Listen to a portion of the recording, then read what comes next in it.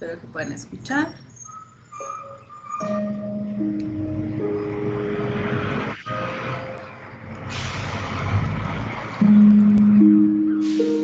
¿Escuchan la música? ¿Sí escuchan?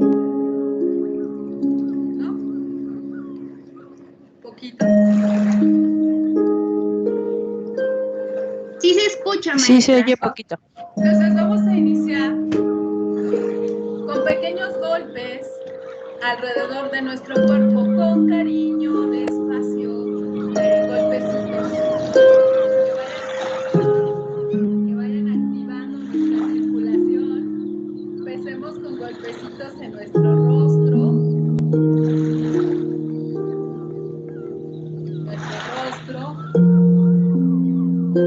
Pequeños golpes, casi un masajito sobre nuestra cabeza, golpeando levemente, ligeramente con nuestros dedos.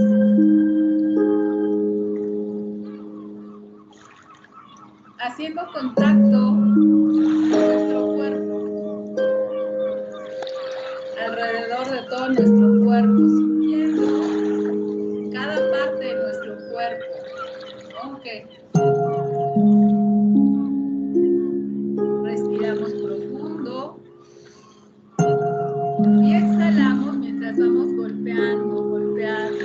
Si ustedes tienen una silla ahí, se pueden sentar, y si se pueden sentar y quitarse los zapatos y hacer pequeños golpes sobre sus pies, sobre las plantas de los pies. Ya sé que algunos están trabajando, pero algunos puede ser que estén en su casa. Entonces, pequeños golpecitos que activen nuestra circulación y que nos permitan estar en contacto con nuestro cuerpo. Respirando, golpes, golpecitos. Bueno, sobre todo si es posible en las plantas de los pies. Si no, pues no se preocupen. Solo muevan sus dedos ahí en donde está su zapato. Traten de contactar con cada parte de su cuerpo. Hacia arriba, desde la planta de sus pies, si es posible. Subiendo sobre sus pantorrillas, por las piernas, la espalda, los brazos, los hombros hacia atrás. Y van a colocar sus manos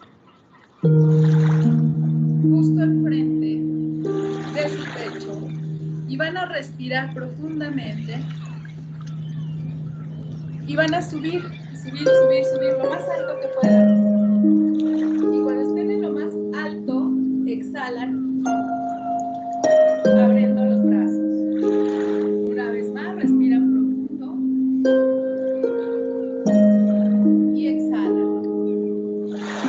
Y hacemos una última respiración.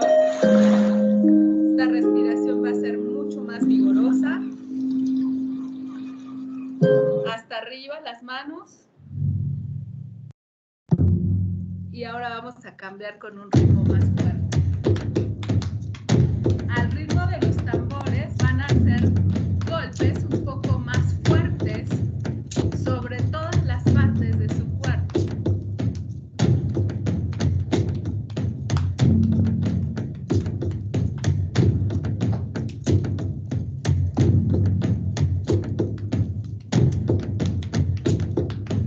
Y quiero que por favor, al ritmo de estos tambores, empiecen a golpear de pie si es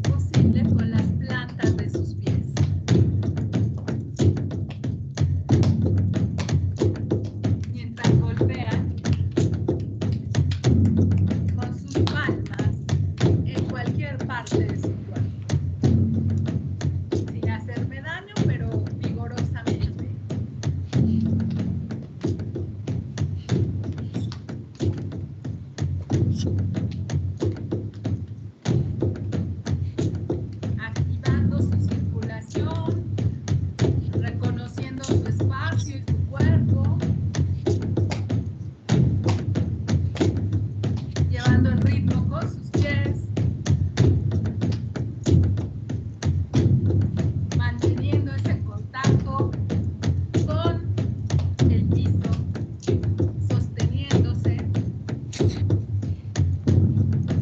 y van a hacer el ejercicio un tanto agachados, golpeando sobre sus piernas como si tuvieran un tambor.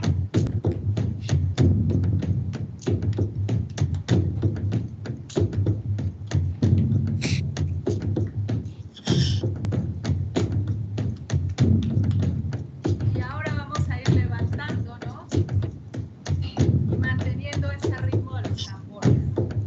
Y vamos a dejar que nuestro movimiento fluya. No estamos bailando, simplemente estamos dejando que nuestro cuerpo se exprese. Si pueden cerrar los ojos, si hay oportunidad de hacer cualquier movimiento, no importa que sea un movimiento sin sentido. Si les es posible, mantener ese movimiento alrededor, no sé en qué espacio esté, su oficina, su casa. Ya sé que el coche va a ser difícil. Traten de generar un movimiento fluido,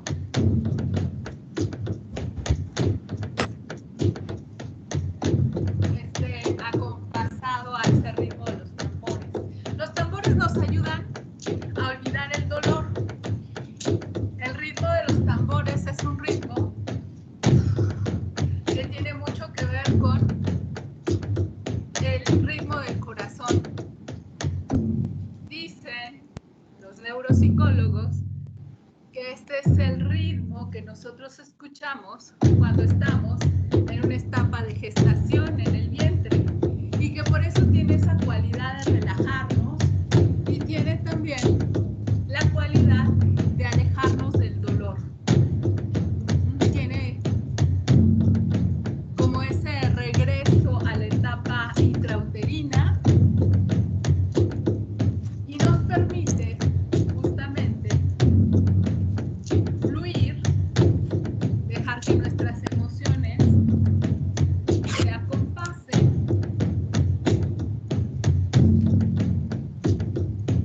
y genera un estado de relajación.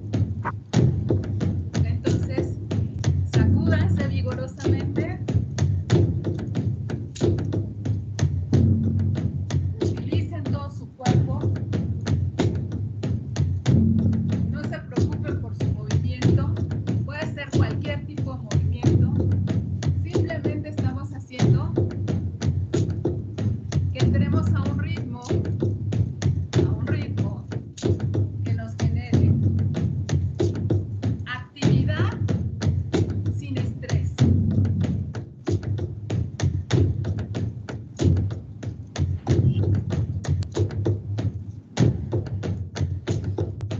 Bien, les voy a pedir que respiren profundamente. Estírense todo lo que más puedan, todo, incluyendo los talones. Aguanten la respiración y exhalen ruidosamente, lo más ruidosamente que sea posible. Respirando profundo, hasta arriba, estiro, y suelto con una última vez. Respiro profundo, estiro y suelto con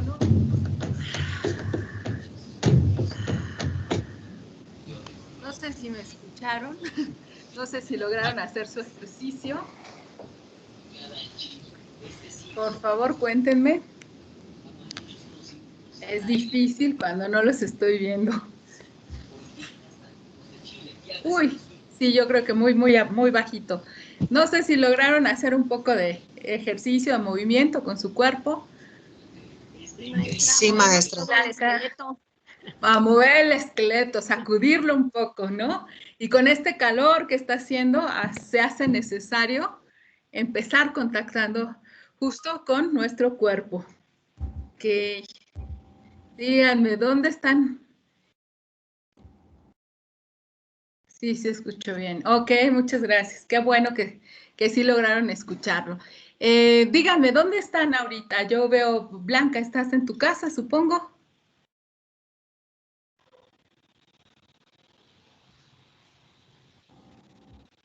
Sí, sí, se escuchó bien. ¿Qué tal? Buenas tardes. Yo en mi casa, María Luisa, muy bien.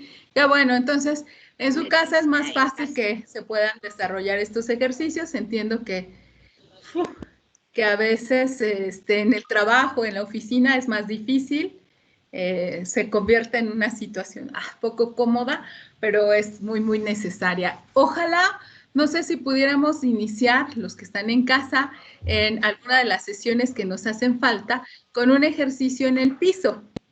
Iniciar desde el piso hasta el techo, ¿no? Entonces, pero no sé qué tan viable sea por las condiciones que obviamente esta distancia, pues no me permite ver cómo están trabajando. Ok, qué bueno que están en su casa, qué bueno que se relajan, todos aquellos que lo pueden hacer desde casa, es como mucho más fácil de dejarlos fluir. Cuéntenme, ¿hicieron su test de creencias, de falsas creencias? ¿Hicieron su test del día de ayer? Buenas tardes, yo sí lo hice. ¿Qué tal? ¿Cómo te fue? ¿Descubriste algo? Aquí lo importante para mí es que ustedes se descubran, ¿no? Haya una autorrevelación. ¿No lo pudiste descargar, Mayra? Ok, Mayra, mira, lo único que tienes que hacer es ir al Teams. Voy a intentar hacerlo directamente. Ahí estás. Estamos en Teams. Vas a esta zona que dice Files, que son los archivos, y ahí vas a encontrar test de creencias de Ellis. Y ya está. Sería todo lo que tienes. Ahí lo descargas sin ningún problema. Entonces, es un ejercicio para ustedes. Mayra, no sé si tengas alguna duda de cómo bajarlo, pero bueno, maestra, esa sería la forma. Sí lo vi, maestra, del archivo, pero a la hora de ponerle guardar archivo o querer descargar el archivo, no supe cómo bajarlo. O sea, sí vi que estaba ahí. Ajá, perdón. Se supone que nada más al darle clic, en automático lo baja a tu computadora. Pero Okay, si alguno tuviera alguna duda, mándame un correíto. Ya les di ayer mi correo al Romero S. No tenemos grupo de WhatsApp. Entonces, al Romero, @. Le doy clic, me lo abre, maestra, pero no me lo descarga. O sea, lo puedo visualizar, lo puedo ver, pero aunque le doy botón derecho, no me da la opción para poner guardar como o para guardarlo en mi compu. Ok, mándame un correíto y te lo envío a tu correo directamente. Perdón. Donde te abre, pícale en los 3 puntitos. ¿Ves que hasta arriba donde dice descargar? cerrar? Okay. Pícale en Muy unos amable. 3 puntitos y ahí te dice. Muy amable, muchas gracias. Sí, correcto, gracias. Si no te lo abre, búscalo en tus descargas y ahí va a estar. Perfecto, muy amable, muchas gracias. Muy bien, entonces, bueno, pues ahí está para que observen ustedes cuáles son esas creencias. Lo que veníamos viendo el día de ayer es que nosotros en el momento de tener una recepción, que ya dijimos que no solamente se trata de escuchar, sino también de realmente recibir todo el mensaje de nuestro interlocutor, todo el mensaje que se ve, el que se escucha, y hoy vamos a ver el que no se escucha, el que solo se sugiere. Y entonces, para recibir todo este mensaje, pues nosotros también tenemos que tener una claridad Es como tener los oídos limpios para oír correctamente. Y entonces a veces hay cosas que interrumpen nuestra comunicación, y una de ellas, que es la más difícil, creo yo, de trabajar, tiene que ver con esa contaminación emocional, psicológica, o aquello que llamamos nosotros prejuicios. En términos generales, pues sería más sencillo un prejuicio que esto que generamos, creencias falsas o pensamientos automáticos. Y por eso era mi interés el que ustedes tuvieran este instrumento para que pudieran verificar si hay en ustedes, que todos tenemos alguna, ¿no? Todos tenemos alguna, algún tipo de distorsión cognitiva, eso de lo que acusaba Gatell a Lili Telles. Pues todos lo tenemos, señor Gatell, pero quizás lo más importante es identificarlo para saber dónde estoy parada y cómo mi propia percepción está nublada en algún punto. Y eso es lo que quería que ustedes buscaran. Sí, no te preocupes, Eduardo. Ya, que sea una excelente proyección, no te preocupes. Ok, entonces Eduardo nos abandona, pero esta es la idea, que ustedes buscaran cuáles son sus distorsiones cognitivas. ¿Encontraron alguna? ¿Descubrieron algo que no sabían de ustedes? Cuéntenme. ¿O todavía no lo hacen?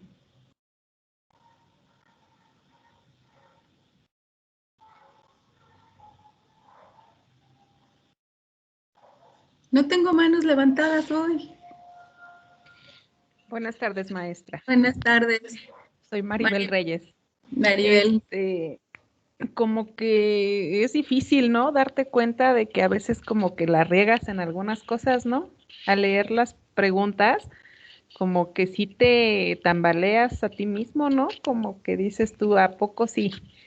Porque no te fijas, a lo mejor nos acostumbramos a hacerlo, pero ya viéndola así en real, en leerlo y en autoevaluarte, híjoles, como que sí te tambaleas bastante, así como que dices, híjoles, si esto ven la gente de mí, si yo lo vi y en algunas cosas yo me vi mal, y si la gente lo ve en mí, eso es así como que, bueno, no es porque quiera yo caerles bien a toda la gente, ¿no? Pero si yo lo acabo de ver, ¿cómo lo ve la gente de mí? ¿Cómo lo percibe también?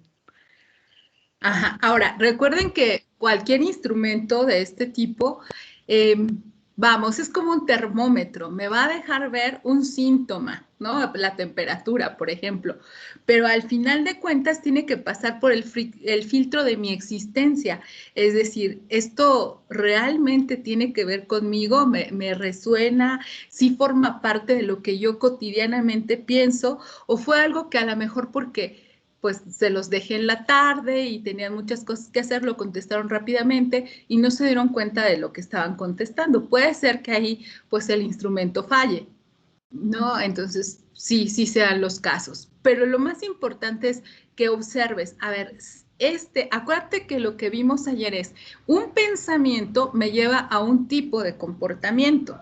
Entonces, si mi pensamiento está sobre una creencia errada, mi comportamiento en general me va a traer consecuencias poco funcionales para mi vida.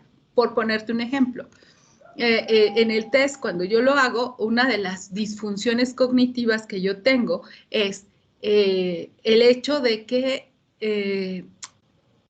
hoy no salió, por algo será. Ya Dios sabrá, ¿no? Esto no funcionó, pero pues Dios sabrá. Entonces, se lo atribuyo a un ser superior el hecho de que las cosas funcionen o no. Obviamente, pues tiene que ver con... obviamente tiene que ver con una serie de cultura en la que yo crecí, una serie de creencias, incluso de valores religiosos con los que yo estoy formada. Ahora, este pensamiento en mí es bueno, me está funcionando o no me está funcionando. Por ejemplo, si soy una persona que solo todo se lo deja a Dios, pues tu pensamiento se vuelve una creencia ciega, ¿no? Entonces, pues bueno, no tengo trabajo porque Dios no quiere, y no hago nada pues porque Dios no quiere. Entonces se lo atribuyo siempre a Dios y me quedo yo en una actitud pasiva. Este pensamiento está generando en mí un comportamiento pasivo. Entonces no estoy siendo funcional por el tipo de creencia o de pensamiento de disfunción que presento. Entonces ahí habría que... La interpretación más importante es la que ustedes hagan, porque ustedes son los especialistas en su vida. Entonces, este pensamiento, esto que me salió en el test, ¿me está funcionando en la vida real o no me está funcionando?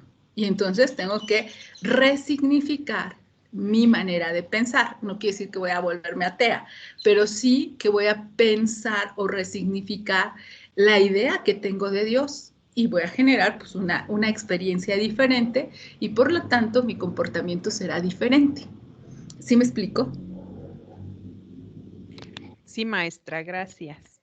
Sí, porque como bien dice usted, a veces decimos, no fuimos a tal lugar porque Dios así lo quiso, o sea, porque iba a suceder algo o algo así. Y ahorita que lo está comentando usted, efectivamente, en ocasiones yo lo he hecho, ¿no? Pues si no pasó, pues fue por algo. A lo mejor no nombro a Dios, ¿no? Pero digo, por algo no fueron las cosas. Y en ocasiones, bueno, yo en lo personal, pues si estás más acostumbrada a eso, ¿no? Así como que si no pasa es porque no te tocaba. Y pues creo que no es así la situación.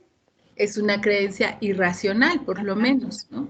Entonces, y no era, este es el de hoy, pero todavía estamos con el de hace un rato. Denme un segundito para hacerlo. Entonces, esa es la parte importante de esto. ¿Cómo está jugando nuestra recepción? Y nuestra recepción está jugando desde muchos ámbitos y desde muchas áreas. Y una de estas es lo que tiene que ver con nuestra parte cognitiva.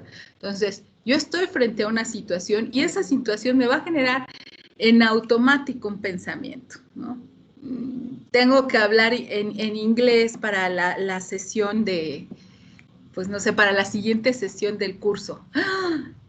Yo no sé hablar inglés, entonces mi pensamiento en automático dice, se van a burlar de mí, no voy a poder, no me va a salir, no me va a funcionar, y en automático genero una respuesta corporal, me empiezo a poner nerviosa, me angustio, me da una ansiedad, me enfermo y falto a la sesión, a la próxima sesión, porque no me siento capaz de hacer algo en inglés. Y entonces el pensamiento, digamos que condiciona mi conducta. Por eso es importante encontrar cuál es la creencia central y cuál es la creencia intermedia. No coloqué aquí. Entonces, una creencia central es lo que estamos buscando con este test que están colocando. Entonces, mi creencia es que, bueno, hay un ser, llámese Dios, llámese energía, llámeselo como quiera, que se encarga de todo en el universo. Entonces, mi creencia intermediaria es que lo que yo haga, poco o muy poco tiene relación con lo que suceda. Entonces, mi creencia central se convierte en una creencia que ya les decía, irracional o ciega, porque a veces ni siquiera me doy cuenta de que la tengo, ¿no? Bueno, en el caso de la creencia ciega es cuando uno tiene total ausencia de evidencias, ¿no? Y la irracional es cuando ya vimos que, pues no, tampoco es así, ¿no? No está totalmente contraria a estas ideas. Entonces, bueno, aquí están mis creencias, aquí está lo que estaba tratando de explicar. Las creencias centrales, entonces, son significados personales sobre el mundo, los demás, sobre mí. Y estas creencias son aprendidas a menudo por experiencias de la vida infantil, basadas en la interacción con el mundo y con otras personas. Una persona podría tener la creencia central de ser incompetente. ¿Por qué? Pues porque toda la vida le dijeron, tú no puedes, ay no se lo des, no lo va a perder, no, fulano no. Entonces eso obviamente me va a generar a mí una idea de que soy incompetente. Y esta creencia central podría estar activa casi todo el tiempo y activarse bajo ciertas circunstancias. o solo en estados depresivos o en momentos de crisis. En tales casos, las personas tienden a enfocarse selectivamente en la información o conclusiones que confirman su creencia, descartando o no la información que sea contraria. De esta forma, su creencia, a pesar de ser inexacta o disfuncional, se vuelve siempre presente. O sea, es que yo tengo mala suerte en el amor y entonces se vuelven profecías autocumplidas. Es mi creencia central, como estoy pensando en la canción de Juan Gabriel. Yo no nací para amar y entonces, mira, conseguí a esta pareja y fue un total fracaso. Sí, porque siempre estás buscando a las parejas que aseguran o confirman ese tipo de creencia que tú tienes. Entonces, tienes que salirte de ese molde, tienes que generar un estado consciente y salirte de este paradigma, porque si no, la creencia se confirma. Hay gente que vive pensando en que la vida es injusta. Es injusta. A mí siempre me va mal y es injusto. Yo me esfuerzo y no lo logro. Y entonces, ese tipo de creencia hace que cuando tú empieces una actividad, tu actividad esté predestinada a ser un fracaso y que otra vez sufras la injusticia, ¿no? De que no te reconozcan en el trabajo, de que tu mamá no te quiera o que pienses que quiere más a tu hermana. Y entonces viene desde estos estados muy infantiles. Nosotros siempre regresamos a la infancia.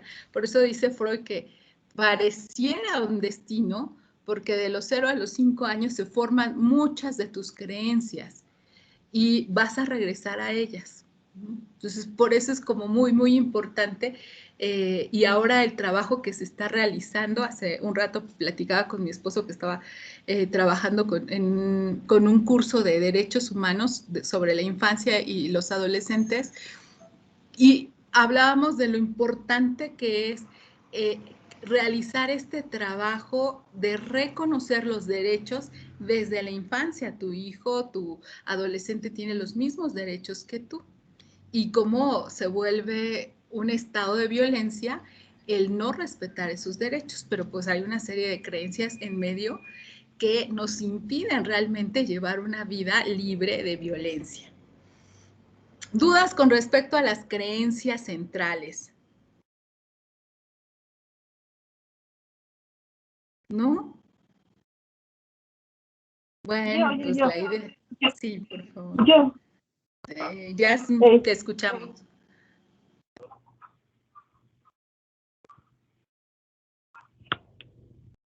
Yasmín, te escuchamos. Ok, maestra. Es que parece que iba a hablar otra compañera. Yo sí tengo una duda, maestra. Hay varias personas que bueno, en mi caso, lo hablo por mí, que siempre estamos invadidas en este tipo de creencias.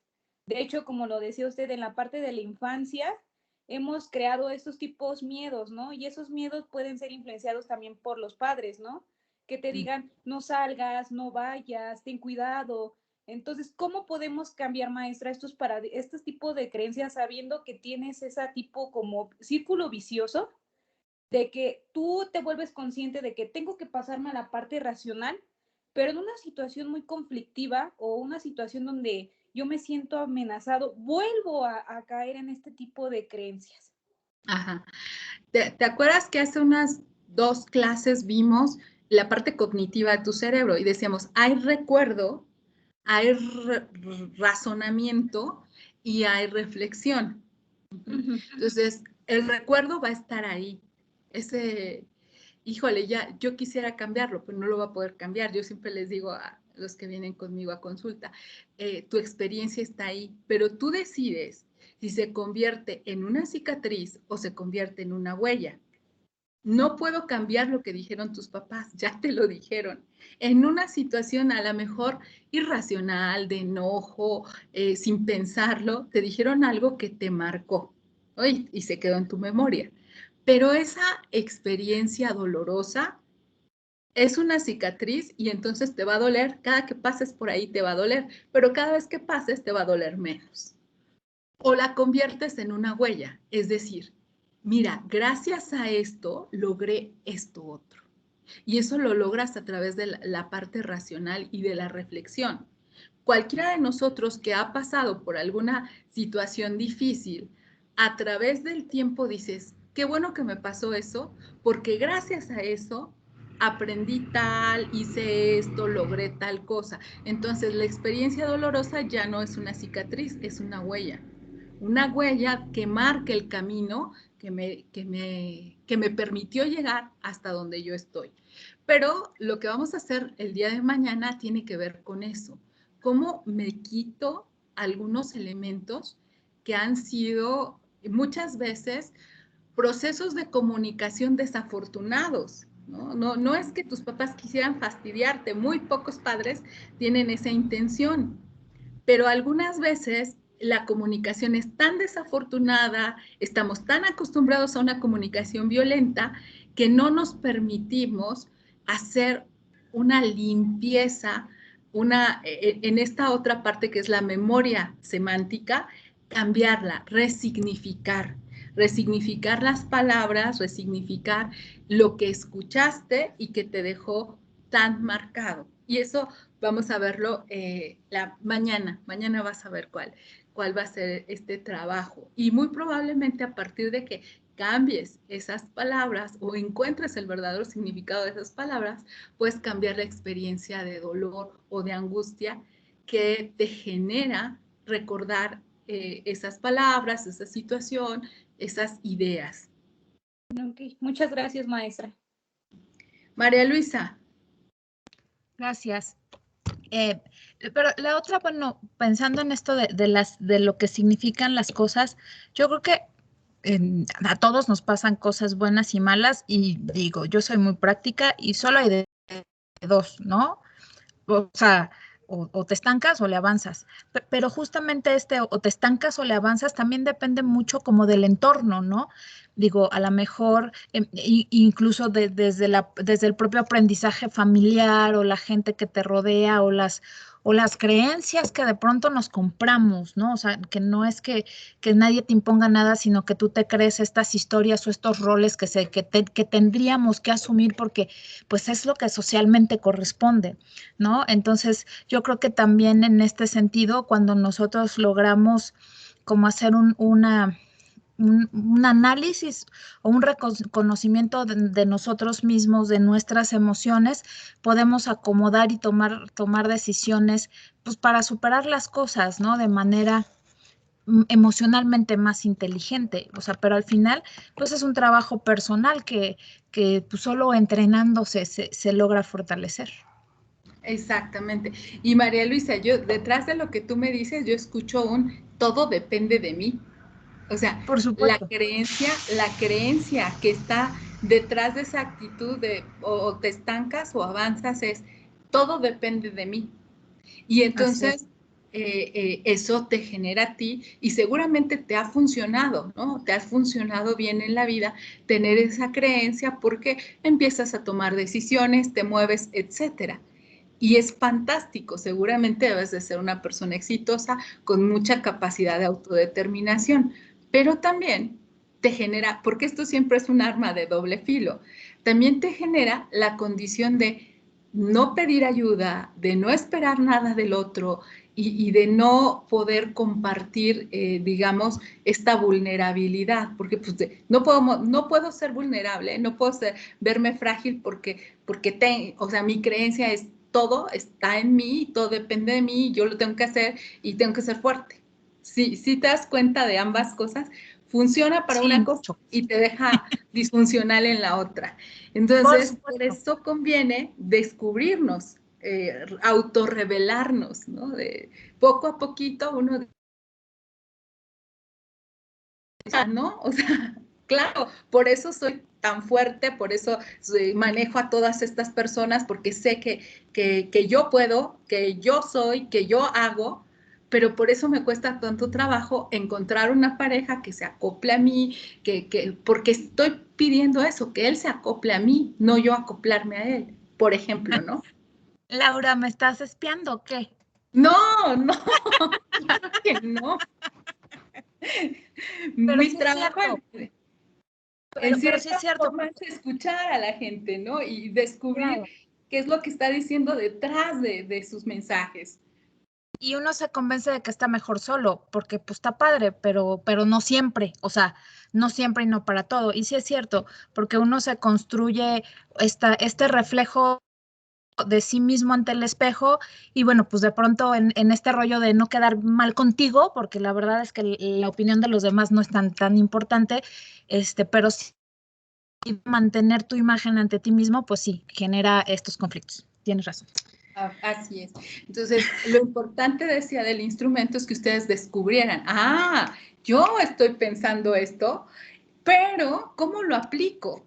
Aquí es lo importante, ¿cómo lo aplico? Yo estoy pensando que lo más importante es que yo esté bien y que yo lo haga, y cómo lo aplico, y cuándo sí me funciona y cuándo no, porque finalmente es una creencia.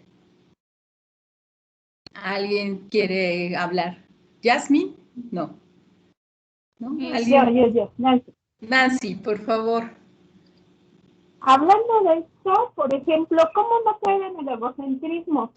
Porque está tan acostumbrado, como dice usted, de hacer las cosas propias y decir, a mí me funciona esto, y lo hace, ¿no? Entonces, pero llegamos a caer en el egocentrismo y queremos que los demás o sean como uno quiere, que actúen como uno quiere y que hagan las cosas como uno quiere, pero llega el momento en que sufrimos porque no lo hacen. Entonces, ¿cómo no llegar a ese punto? Por ejemplo, ayer ya ve que hicimos la lista de 100 cosas, y en una de esas en mi lista decía, no esperar que la demás gente actúe como yo quiero. Una de las cosas que yo puse, no esperar. Porque sí, eso es lo que a mí me pasa. A lo mejor estoy tan acostumbrada a hacer las cosas yo sola y si me caigo, me levanto y todo eso, pero llega el momento en que pues, tengo que acudir a otras personas y no actúan o no hacen las cosas como yo quiero, y ahí llega, ese es mi punto débil. ¿Cómo no llegar a eso, al egocentrismo? Esa parte no es egocentrismo, se llama control. Es decir, si yo no controlo las cosas, si yo no tengo así todos los hilos en la mano, los hilos se me van a perder, se me van a ir, porque por experiencias pasadas está en tu memoria, ahí viene esta memoria biográfica, o a veces hasta en la memoria mecánica, ¿no? O sea, si yo no manejo así, o sea, es que ya es en automático, lo manejo así. Entonces, esta es la idea, y hay que soltar el control. Es decir, no todo tiene que salir como yo digo, ni todo tiene que ser como lo percibo, pero soltar el control implica, seguramente, yo también soy muy controladora, implica tomar algo que nos da mucha ansiedad, que es la incertidumbre. No sé qué resultado va a tener, ¿no? Si yo no dejo dicho cómo se hace la comida y dejo los ingredientes y lo dejo ya casi hecho y ya nada más le pedí que lo hirviera, ¿cómo es posible que ni siquiera lo haya hecho, no? Porque yo necesito el control. Y si suelto el control, entonces empiezo a caminar por una área que no me gusta porque es la incertidumbre. No sé cuál sea el resultado. No sé cómo va a resultar. Entonces me resulta más fácil, me resulta muy bien cuando yo manejo todo el control, porque sé cuál va a ser el resultado. El problema es que al rato me voy a quejar. ¿Por qué? Porque yo lo hago todo. Y no es que lo hagas todo, es que elegiste hacerlo todo. Optaste por elegir hacerlo todo para evitar tener esta emoción de incertidumbre y de no saber qué es lo que va a pasar, ¿no? Y de no saber cómo voy a reaccionar. Entonces, finalmente tienes dos opciones: aceptar la incertidumbre y dejar que las cosas sucedan como tienen que suceder, o bien asegurarte que todo va a estar bien y como tú quieres, pero después no te quejes de que tú tienes todo el control y que lo haces todo, ¿no?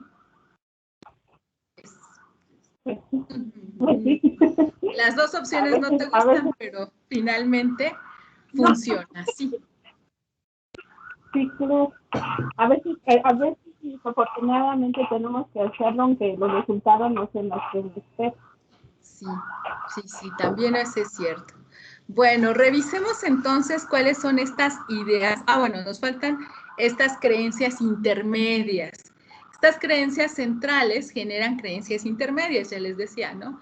Entonces, se convierten en actitudes, reglas y algunas cosas que asumimos, ¿no? Una actitud, por ejemplo, es terrible ser incompetente. Entonces mi regla es, yo debo trabajar tan duro como pueda para que todo y todo el tiempo. Entonces yo asumo esa cualidad. Si es y ser incompetente es tan terrible, entonces yo asumo que tengo que trabajar muy duro para no ser incompetente.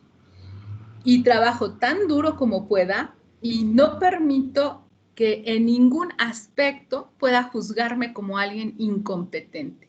Entonces, mi creencia central me lleva a estas creencias intermediarias y me pone a trabajar y a juzgarme y a fastidiarme solita muy, muy fuertemente, ¿no? Entonces, pero hay muchas cosas que vienen desde la infancia, ¿no?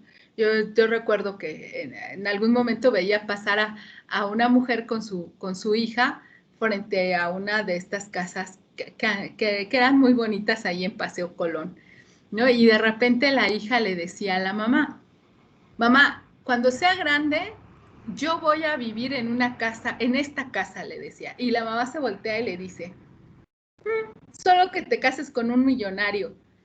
Paz, ¿no? O sea, fatal proceso de comunicación. La hundiste, la enterraste y todavía la hiciste codependiente en un solo mensaje, ¿no? Entonces le estás diciendo, tú no eres capaz de generar tanta riqueza para tener una casa como esta y lo único que te queda es buscarte un buen partido. ¡Ah! ¡Qué terrible proceso de comunicación! Y qué fastidio para la pobre niña. Cuando somos niños, la información que nos dan nuestros padres es lo máximo, son nuestros dioses, son nuestros héroes. Entonces, la sentencia fue catastrófica, fatal. Por eso a mí me interesan estos cursos de comunicación, porque cada vez que seamos más conscientes de cómo nos comunicamos, vamos a poder sanar a nuestra sociedad. En lugar de decir, claro que sí, hija, yo creo que sí, vas a poder no solo tener esta casa, sino la que tú quieras. No, hombre, le rompiste todo el esquema, todo su sueño en una sola conversación. Ojalá se le haya olvidado a la niña, ¿no? Pero a veces no sucede. Y seguramente este tipo de comunicación viene centrada por una serie de experiencias que tiene la mamá. Si la mamá no la está llevando bien económicamente, como la mayor parte de los habitantes en este país, pues claro que no va a tener esa confianza de decirle, hija, claro que sí, ¿no? O sea, a ella también se le han cerrado todas las puertas y se siente en un estado de fracaso, pues no imagina el triunfo de su hija. Y así pasa. ¿Alguien por ahí quiere comentar algo? Yo, Sí, yo de hecho. A ver, permítanme porque ya no sé. Araceli. Hola, ¿qué tal? Buenas tardes. Sí, de hecho, justamente mi comentario va cuando trabajas al revés, cuando utilizas la comunicación, cuando te dicen, te hablan de esos sueños y cuando apoyas esos sueños y de repente sale una cosita que no funcionó, o sea, o que hubo una mala comunicación o que las cosas no funcionaron como tu hija o como tu hijo o como a quien le estás apoyando los sueños, lo esperaba o no se le cumplió el antojo que un día pidió, y suele ser al revés, o sea, que tú dices, bueno, te dice tu hijo, no, me quiero ir a estudiar a otro país porque quiero, pues, hacer esto, me quiero comprar esto, me quiero lo otro, y tú dices, sí, adelante, hay apoyo, venga, tú puedes, y viene toda esta comunicación y de repente por alguna circunstancia tienes una diferencia en algún momento y resulta que se te revierte, que no es así, sino que en lugar de tener el apoyo, decir sí, quiero apoyarte para que cumplas tus sueños, resulta que pareciera que te estás queriendo deshacer de la persona a quien quieres apoyar. No sé si me explico. ¿Qué aplica ahí? ¿Cómo lo manejas? Fíjate que hay algo que es tremendísimo y se llama tolerancia a la frustración. Nosotros, en general, nuestras sociedades tiene cero tolerancia a la frustración. Cero. O sea, queremos que las cosas salgan como queremos, o sea, por esta idea del control, como las planeamos, como las hicimos, y nosotros decimos, pues si puse todo de mi parte, las cosas tendrían que haber salido así. Pero hay cosas que no salen así, no salen como tú lo esperabas. Y en ese proceso hay algo que se llama tolerancia a la frustración, que es digamos que una de las capacidades que creo deberían desarrollar nuestros adolescentes, ¿no? Los adolescentes son inmediatos, les quieren las cosas rápido, pero nosotros nos hemos vuelto un poco así, ¿no? Tienen que salir las cosas como yo dije. No, hay algo que se llama tolerancia a la frustración y es las cosas no van a salir ni a la primera, ni rápido, ni como tú querías. Y no está mal. Hay un proceso ahí de aprendizaje importante, que es el contexto y la situación. ¿En qué contexto y en qué situación estás? Y tienes que ser receptivo a lo que te rodea, justo para poder encontrar una segunda opción, un cambio, una alternativa, y no solamente tener un plan B, sino C, D, Z, ¿no? Algo que llamamos plasticidad, flexibilidad. Entonces vamos a tener que plastificar, vamos a tener que utilizar nuestro cerebro expandido y tener esta capacidad de planificar y de generar una nueva estrategia, una nueva forma, etcétera. Hay tres cosas importantes cuando trabajamos con otras personas, cuando hacemos equipos de trabajo. Una de ellas es la tarea, o sea, la meta. Otro es el procedimiento y otras son las personas. Esas son las tres cosas que tú tienes que tener clarísimo cuando trabajas con un grupo. A ver, ¿cuál es mi meta? ¿Cuál es mi objetivo? Que mi hijo se vaya a estudiar a otro lugar. ¿Cuál es el procedimiento que estoy utilizando? Por ejemplo, le tomo en cuenta a él, a dónde quiere ir, qué quiere hacer. Él, de hecho, se ve involucrado en ese procedimiento. Entonces, el procedimiento es tan importante como la meta. A veces el procedimiento nos impide llegar a la meta. Y lo segundo es, en ese procedimiento tenemos interacción con personas. Para lograr esa meta tenemos que interactuar con esas personas y entonces tienes que estar bien atenta a lo que serían las relaciones que se están dando en ese procedimiento para alcanzar esa meta. Hay gente que dice, bueno, no me importa las personas, lo que me importa es llegar a la meta y entonces sacrifica lo que sea alrededor, amistades, todo, ¿no? Porque lo importante es la meta. Aquí no, yo creo que lo importante es mantener un equilibrio entre los tres elementos, la meta, el procedimiento y las relaciones con las personas que tienes que realizar la actividad. Pero bueno, eso es del curso de formación de equipos de trabajo. Preguntas, dudas, no sé si te contesté.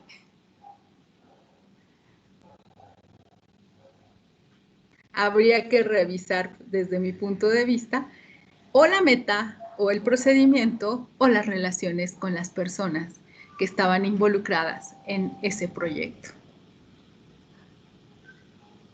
¿Preguntas? ¿No? Bien, bueno. Sigamos porque, híjole, sí, muy interesante y apasionante. Entonces, tenemos cuáles son nuestros pensamientos automáticos. Los pensamientos automáticos son aquellos acontecimientos que nos generan inmediatamente una idea y esa idea, pues a veces ni siquiera la tenemos consciente, está en nuestro lado inconsciente o preconsciente y genera imágenes, palabras. Algunas de estas imágenes o palabras están impregnadas por esa memoria, generalmente de alguna persona que para nosotros tenía un valor, una autoridad moral y que la seguimos escuchando a través de estas ideas, ¿no? Entonces, aquí tenemos unos pensamientos automáticos que son muy similares a las disfunciones cognitivas. Todo o nada. Por ejemplo, si quieres venir a mi casa, harás lo que yo te digo y si no, no vengas. Pensamiento automático de todo o nada. Ahí está, es mi comunicación, ¿no? En mi comunicación revelo lo que mi pensamiento está diciendo y soy así, ¿no? Y blanco o negro. Bien, perfecto. Es una manera en la que has funcionado, te ha venido bien, pero que a veces cuando la utilizas en un procedimiento o una situación incorrecta, seguramente no te va a llevar por el camino indicado, por el camino más, pues no te va a solucionar siempre las cosas. Catastrofización, híjole, creo que soy de las de catastrofización, ¿no? Son las 8:05 y no llega. Uy, seguro le pasó un accidente, claro, y está muerto. ¿Yo qué voy a hacer en la vida?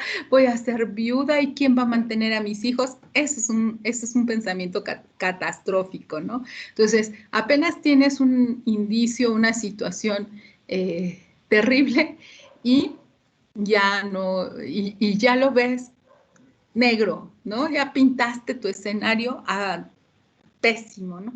Hace un momento antes de entrar a clase mi marido decía, me voy a comprar una moto. Y yo le dije, el día que te compres una moto, firmamos el acta de divorcio. Ahí está mi pensamiento de todo o nada, ¿no? ¿Por qué? Porque está precedido de una catastrofización. O sea, yo he tenido experiencias muy, muy tristes, muy dramáticas con respecto a las personas que andan en motocicleta. Entonces, en automático estoy pensando, tú compras una motocicleta, te vas a tener un accidente, no voy a estar preocupada. Ya, mi pensamiento catastrófico se fue al infinito y más allá, ¿no? Vamos con el siguiente, descalificar o descartar lo positivo. Ganó la selección mexicana el partido de fútbol. Ay, sí. Pero es que los argentinos no estaban jugando con sus jugadores menos calificados. Ni siquiera estaba Messi. Entonces, lo positivo lo descalificamos y solamente vemos lo negativo. El razonamiento emotivo. Híjole, no me llama, es que ya no me quiere. Uy, no. La directora me tiene mal, no me aprecia. Entonces, por eso me puso y me cambió de departamento. Porque ella no confía en mí. Está la parte emotiva, ¿no? Está mi pensamiento. Etiquetamiento. Ay, tú me dices cosas muy duras, eres muy cruel. Ay, no, es que es súper organizada, es severicísima. Entonces, inmediatamente etiquetamos. Y ya les decía, otra de las cosas que hacemos es magnificar. Ay, soy una persona muy, pero muy indispensable en mi trabajo. Magnificamos. O al revés, minimizamos. Ay, soy la persona menos importante. El trabajo puede seguir sin que yo lo haga, ¿no? Están ahí alrededor. Entonces, ahí estamos jugando con nuestros procesos cognitivos. Y todos estos juegan muchas veces en contra de nosotros mismos. Por ahí veo manitas levantadas y no sé si son que quieren hablar en este momento o que las dejaron levantadas desde hace un rato. A ver, díganme, ¿alguien quiere tomar la palabra? ¿No? ¿Ninguno? Bien, muy bien. Vamos entonces a ver un pequeño video sobre estas disfunciones cognitivas. Yasmín, ¿querías decirnos algo? Sí, maestra, la parte de magnificar también tiene poco como egoísta, ¿no, maestra? porque hacemos, puede ser, ya dejo a un lado las demás personas y yo soy mejor, ¿no? O sea, dirían la frase, todo el mundo gira alrededor de mí, ¿no? Si yo me detengo, el mundo se detiene. Entonces yo creo que tiene más la parte egoísta. Sí, sí, sí. Acuérdate que siempre está, o sea, todo esto es ver desde nuestra ventana y ver desde nuestra ventana siempre es egoísta. Entonces, el proceso de comunicación me abre a la visión del otro, pero me saca de la mía. Y finalmente, esa es la parte más difícil. ¿Cómo le hago para moverme? Y estoy muy cómoda viendo desde aquí, pero cambiarme de lugar a la posición del otro, eso va a implicar un movimiento cognitivo, de memoria, de disposición, que me va a sacar de ahí, de mi egoísmo, de mi estar ahí sentada y pasmada, ¿no? Ok, gracias, maestra. Carlos me dice, me tengo que desconectar. Ok, no se preocupen. Sí, yo entiendo, siguen trabajando. Veamos, ¿alguien más por ahí tenía la mano levantada? Déjenme ver. No. Bueno, voy entonces a un pequeño video sobre estas disfunciones cognitivas. Ay, déjenme ver. No le puse sonido. Siempre se me olvida ponerle sonido. Denme un segundo. Ahora sí puedo conectarlo. Listo. Generan casi siempre una emocionalidad negativa, que consecuentemente nos impulsa a comportarnos de un modo poco sano, útil o adaptativo. De ahí las distorsiones cognitivas son básicamente errores en el procesamiento de la información que nos llevan a conclusiones irracionales. Estos errores generan casi siempre una emocionalidad negativa, que consecuentemente nos impulsa a comportarnos de un modo poco sano, útil o adaptativo. De ahí la importancia de conocerlas y aprender a identificarlas. Comenzamos con la personalización, un estilo de pensamiento que consiste en relacionar sin base suficiente los hechos del entorno con uno mismo. De este modo, nos sentimos responsables de todo lo que sucede, o bien sentimos que las acciones de los demás van siempre dirigidas contra nosotros. Son típicos de la personalización pensamientos como, soy responsable de su felicidad, o, lo hizo para molestarme. Seguimos con los debería, un hábito que nos lleva a mantener reglas muy exigentes sobre cómo tienen que ser las cosas o las personas que nos rodean. Es esta una distorsión que está detrás de un buen número de patologías y disfunciones emocionales, y que genera un comportamiento excesivamente rígido. Frases como, deberías trabajar más, o, tengo que ser más simpático, son típicas de este estilo de pensamiento. El pensamiento polarizado se caracteriza por una tendencia a evaluar los acontecimientos de forma extrema, sin tener en cuenta los aspectos intermedios. Las cosas se valoran como buenas o malas, blancas o negras, olvidando los matices, y generando por tanto una emocionalidad también extrema. Pensamientos del tipo, solamente me pasan cosas malas, son habituales en este tipo de razonamiento distorsionado. Continuamos nuestro recorrido con el etiquetaje. Una distorsión que consiste en poner un nombre general o etiqueta a nosotros mismos, a los acontecimientos, o a los demás. Cuando etiquetamos globalizamos de manera general todos los aspectos de una persona o acontecimiento bajo el prisma del ser, reduciéndolo a un solo elemento. Esto produce una visión del mundo y de las personas estereotipada e inflexible. La generalización por su parte es un estilo de pensamiento que nos lleva a extraer una conclusión general de un solo hecho particular, sin que exista una base suficiente. Es habitual la consideración de que algo negativo volverá a ocurrir por el simple hecho de que ya una vez ocurrió. Es común el uso de expresiones del tipo, todo, nadie, nunca, siempre, todos, ninguno, generando con ello una emocionalidad extrema. Seguimos con la visión catastrófica. Una forma de distorsión muy vinculada a la anticipación negativa del futuro sin que exista una base racional que lo justifique. Es común imaginar el peor resultado posible ante cualquier evento o circunstancia potencialmente negativa. Expresiones del tipo, seguro que me ocurre a mí, son habituales de esta forma de pensamiento.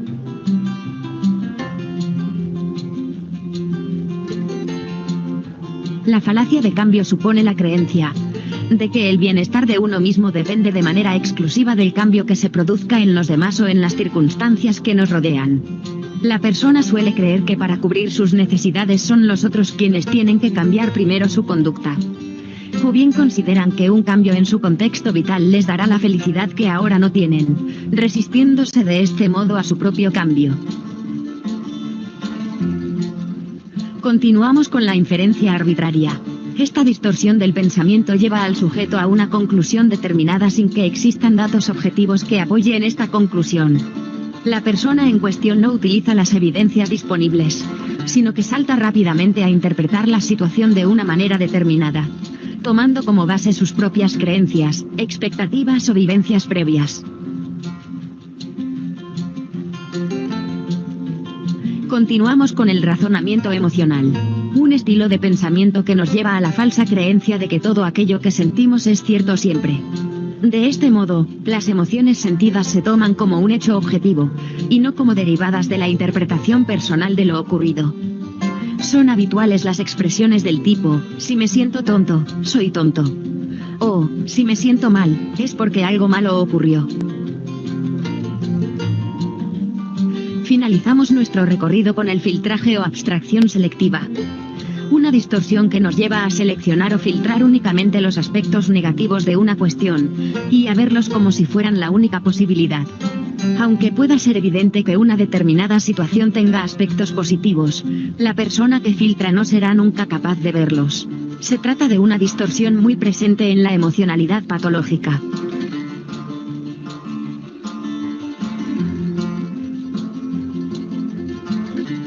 Bueno, pues ahí tenemos todas nuestras disfunciones cognitivas. Pensamiento polarizado, falacia de cambio, razonamiento emocional, los deberías, las etiquetas, las inferencias arbitrarias, la visión catastrófica, el filtraje, la generalización y la personalización.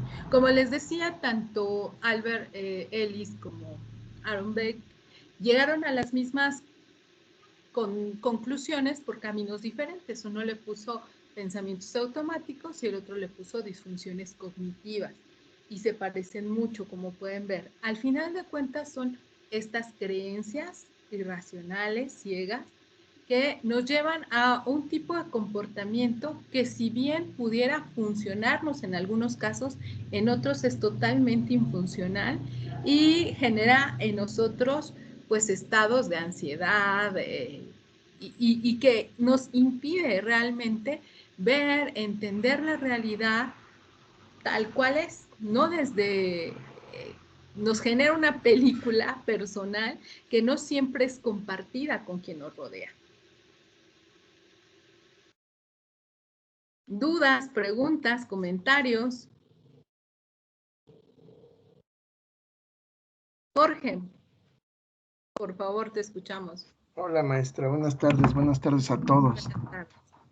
Pues bien, viendo lo que acaba de pasar, tal pareciera que estamos programados para un autosabotaje, ¿no? Y eso se entiende, lo que hemos visto a través de esta sesión y esos patrones de conducta, esos patrones que aprendemos en el seno familiar de niños, pues obviamente los vamos a exteriorizar y los vamos a ir viviendo día con día. Aquí lo importante es saber cuándo cambiar estos patrones. Yo me acuerdo que cuando recién empezaba mi matrimonio, pues yo le decía a mi esposa, ¿no? Yo creo que la base del éxito es aprender a vivir juntos con tus creencias, con las mías, lo bueno, lo malo, y aprender de ello. Y cuando sea la oportunidad, ir educando a nuestros hijos con base en lo que aprendimos para no transmitírselos a ellos, ¿no? Porque eso es lo que pasa, o sea, al final de cuentas les vamos transmitiendo todo aquello, todas aquellas vivencias, todo lo que de alguna manera nos metieron en la cabeza chicos, y eso está mal. Y vamos, viendo este video, yo me pongo a pensar, esa programación de hacerte sentir mal, que no es mi caso, obviamente, ¿verdad? Yo agarraría esto y lo cambio a lo positivo, porque de eso se trata, ¿no? De ir aprendiendo a vivir primero con uno mismo, con sus demonios internos, como decimos por ahí, y luego tratar de convivir con alguien más y ya al final pensar en hacer una familia, ¿no? Sí, ¿qué crees? Yo trabajo, les decía, con adolescentes mucho tiempo del año, trabajo con adolescentes. Y de repente me encuentro con adolescentes que tienen 17 años, 16 años, que son papás, ¿no? Y dices, ¡ay, caray! Y digo, ¡ay, Dios! Deberías de tener como requisitos mínimos, ¿no? Para ser papá. Y sí, es verdad, o sea, también hay requisitos mínimos para entrar en una relación profunda, llámese de pareja o de matrimonio, como ustedes quieran llamarle.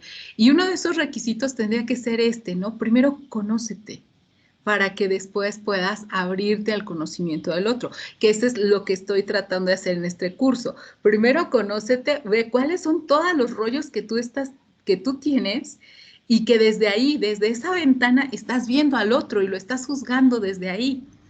Y eso te va a impedir realmente escucharlo o tener una percepción activa.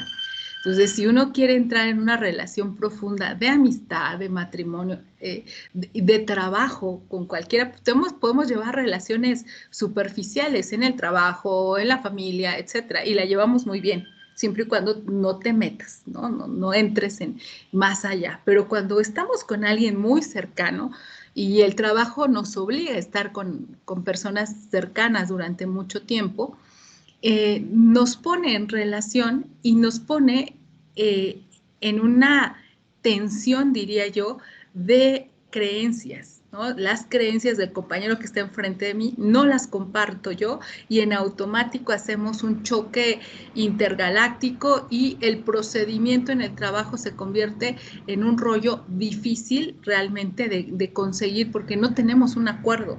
Y no tenemos un acuerdo porque tenemos valores, porque tenemos una cultura diferente. Y al contrario, a veces tenemos amigos en el trabajo con los que coincidimos perfectamente. ¿Y por qué? Pues porque nuestras creencias, nuestras necesidades son similares. Ustedes lo pueden ver cuando son solteros, tienen amigos solteros, y cuando se casan y tienen hijos, ya no pueden convivir con ellos porque tienen otras necesidades. Entonces empiezan a tener amigos con situaciones similares, porque pues, nos entendemos nuestras necesidades y entendemos nuestros valores. Y hay algo en lo que Jorge nos está diciendo y me parece interesante. Parece que estamos programados para el autosabotaje, incluso parece que estamos programados para la violencia, ¿no? Ya en la primera sesión les mostraba nuestro cerebro y te decía, sí, tu cerebro va a decir, me grita, te grito.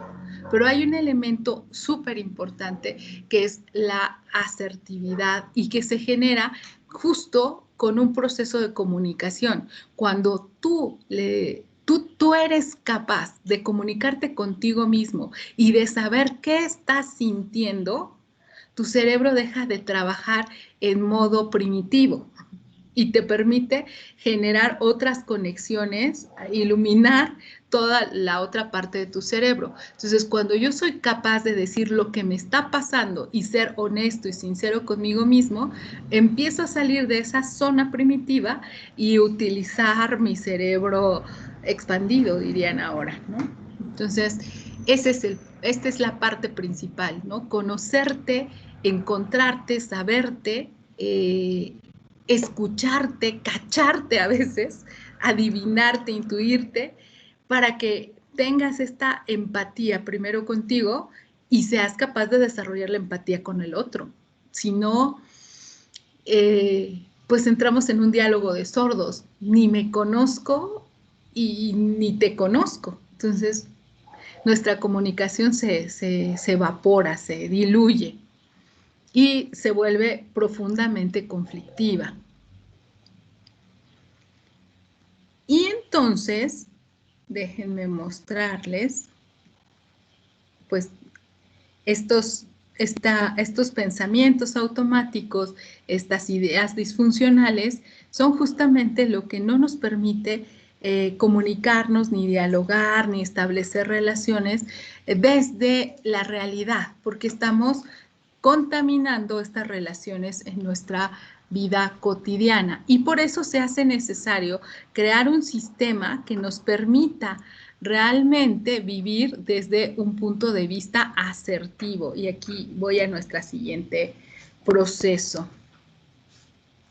Entonces, desde la unidad 1 de este diplomado, vimos que hay 3 estilos de comunicación. El estilo agresivo, el estilo pasivo, que en realidad es un pasivo agresivo, y el estilo asertivo. ¿Cuál es el estilo agresivo? Bueno, ya les decían, estamos en automático, programados para ser agresivos. ¿Por qué? Pues porque yo empiezo a valorar mis opiniones por encima de los demás, mis sentimientos por encima de los demás y desprecio a los demás, sus puntos de vista, sus sentimientos, sus valores, no cuentan, solo estoy centrada en mí. Y esa es la forma más agresiva que tenemos, el estar siempre pensando que lo que yo digo, que lo que yo pienso, que la forma en que yo amo, que la forma en que yo hago es perfecta y que la de los demás no vale.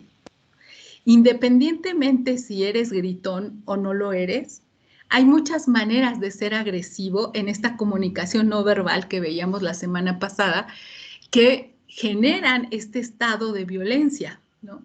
A veces el no hablar, el quedarme callada, ¿no? Me dice, ¿estás enojada? No, eso es violencia. No estoy cerrando, estoy siendo profundamente agresiva con mi silencio.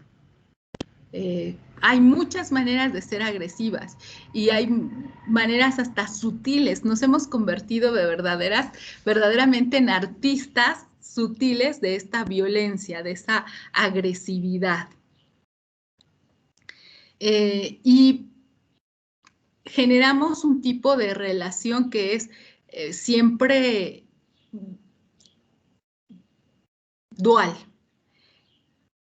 La víctima y el victimario, ¿no? Y lo utilicé en un lenguaje que está de moda, ¿no? Pero podríamos decir la victimaria y el víctima. Es igual. El binomio es ese. Siempre hay alguien que domina y siempre hay alguien que es sobajado. Esta es, por ejemplo, la estructura o la creencia que subyace debajo de un movimiento, en la mayoría del movimiento feminista. No quiero decir que todos, pero es que somos las víctimas, es que ellos nos maltratan, es que ellos no se comprometen, es que ellos, y yo no formo parte de eso. Y esa posición es profundamente violenta. Para que exista la violencia, siempre decimos, necesita haber 2 personas. Entonces, ¿cuál es el proceso? Si alguien se enoja, inmediatamente lo voy a notar en su lenguaje no verbal. Por ejemplo, va a cerrar los puños, va a tirar los hombros hacia atrás, se le van a dilatar las pupilas y entonces empieza a respirar, incluso sube su frecuencia cardíaca. Entonces, está enojado. Yo lo noto, lo puedo observar. ¿Qué hago cuando una persona está enojada? Si yo hago esto, ¿qué estoy esperando? ¿Qué le estoy diciendo con mi lenguaje no verbal?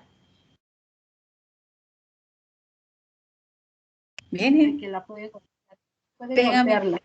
Pégame. Entonces ya me estoy poniendo en una posición de víctima y ya le estoy dando a él o a ella el rol de victimario, ¿no? De verdugo, ¿no? Entonces, pégame. Ah, pero puedo ser del otro tipo, del tipo agresivo contra agresivo. Entonces se pone en esa posición de pecho hacia afuera, puños cerrados, mandíbulas apretadas, y yo me pongo en la misma posición. ¿Y qué le estoy diciendo con mi lenguaje no verbal? Lo enfrenta. Éntrale. Entonces, este es el juego de la comunicación no verbal, ¿no? Entonces, es violencia contra violencia. Y una de dos, si yo tengo con qué, o sea, no sé, soy karateca, aprendí artes marciales o por lo menos defensa personal, sé cómo defenderme.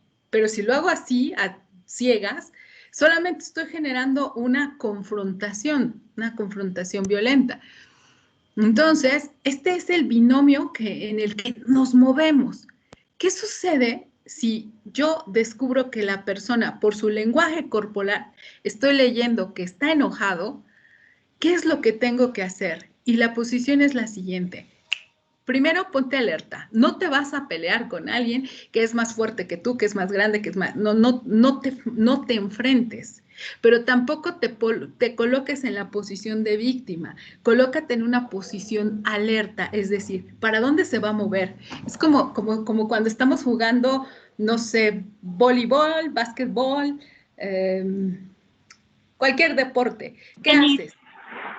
Los boxeadores. O los boxeadores. Fijarme por dónde va a venir. No estoy esperando el golpe, pero estoy como atenta a la jugada, atenta a cómo va a venir el balonazo, atenta a cómo puedo zafarme de esta posición, cómo puedo zafarme de este peligro, por dónde puedo salir y por dónde, o qué es lo que tengo a la mano para defenderme, porque no voy a poder ponerme en una posición de iguales. Y eso nos ayuda mucho, ¿no? En esta lectura corporal, a evitar la violencia y a generar estados de precaución. Ese sería como el caso, ¿no? En un proceso de violencia intrafamiliar, encontrar estados de precaución, establecer momentos y modos de salida, ¿no? Entonces, en las relaciones interpersonales, a veces, cuando son muy profundas, también son profundamente conflictivas. Entonces, yo tengo que estar alerta no solamente a la parte corporal, sino a todas las situaciones. ¿Qué es lo que pone a la otra persona fuera de sus casillas? Y puede ser una creencia la que está detrás de eso. Darle frijoles lo pone mal. Entonces, porque, no sé, les recuerda un estado en su memoria traumático. Entonces, si yo le voy a dar frijoles, ya sé lo que va a pasar. Entonces, es mucho lo que tenemos que trabajar en la vida cotidiana, en un mundo como el que vivimos. Mantenernos en un estado de alerta, no de agresividad, pero sí de cuidado, de saber cómo me puedo ir moviendo. Y bueno, esta es nuestra primera posición, la posición del agresivo. La posición del pasivo agresivo. El pasivo, les decía, nuestro cerebro tiene dos maneras de reaccionar. Uno en donde te dice ataca y otro en el donde te dice huye. Entonces, hay cerebros donde siempre están de huida y ese genera un estilo de comunicación y un estilo de personalidad pasivo, donde la persona recibe un ataque y dice, sí, está bien, de acuerdo. Devalúa sus opiniones, le da mayor importancia a los demás y siempre está por debajo, no temen ser rechazados y siempre tiene una posición como un tanto servil, ¿no? Y este pasivo en realidad es un pasivo agresivo, porque no dice lo que está pensando, no tiene claro lo que está sintiendo, lo que está viviendo, y entonces lo que genera es una agresividad hacia sí mismo o hacia otros. ¿Cuál es la agresividad hacia sí mismo? Bueno, pues le gritan, se queda con el enojo, se queda con la frustración y luego se desquita con el más débil, ¿no? El hijo, el otro compañero, etcétera. O de repente incluso esta pasiva agresiva utiliza métodos de autosabotaje, ¿no? Se me pierden las llaves, se me rompe el disco, se me descompone la computadora, porque mi jefe llegó, me gritó y me dijo, ya quiero el informe. Como es mi jefe y yo quiero mi trabajo, pues no le dije nada. Me quedé callado y me puse a hacer el informe, pero estaba tan enojado que mi cuerpo buscó una forma de revancha, de sacar esa agresividad que tenía yo ahí acumulada, y lo que sucedió fue que no guardé el archivo y se perdió el informe. ¿Por qué? Porque en el fondo mi cerebro decía y mi emotividad decía, no hagas el informe, revélate. Y entonces es cuando nos pasan estos equívocos y estos procesos terribles de agresividad disfrazada. Obviamente la agresividad contra uno mismo es la peor de todas, nos lleva a la gastritis, a las enfermedades autoinmunes, etcétera. Y entonces, ¿qué es lo que tengo que hacer? ¿Cuál sería el elemento central de este procedimiento? Tendría yo que hacer un proceso asertivo. Y este proceso asertivo es un proceso de comunicación y de personalidad que tiene que ver con esto de vivir alerta, alerta a los peligros, a los desacuerdos que puede haber en la vida cotidiana, pero tomando la suficiente distancia para saber que mis opiniones son tan importantes como las del vecino, como las de mi interlocutor. Tener la capacidad de ser tan sincero conmigo que sé que detrás de esta necesidad de que todo esté limpio a mi alrededor y de que se mantenga el orden, está mi creencia de ser perfecta, de que yo tengo que ser perfecta, de que todo tiene que estar como yo lo digo. Entonces, yo soy capaz de verme, de conocerme, y al mismo tiempo soy capaz de entender al que está frente a mí. No es un proceso fácil, o sea, por eso estamos llevándonos 3 semanas y apenas vamos a entrar en este método de comunicación. Apenas vamos a ingresar en la forma en que me deshago de toda la carga que tengo, de todas las interrupciones y de todo este ruido mental y emocional con el que vengo cargando incluso desde mi infancia. Y ese método que estamos trabajando aquí es un método de comunicación asertiva que nos va a permitir una reflexión, una recepción de mensajes desde otro ámbito, no desde el ámbito de mi dolor, de mi angustia, no, desde un ámbito donde soy sincero y estoy consciente de dónde estoy parado y puedo leer y puedo entender al otro.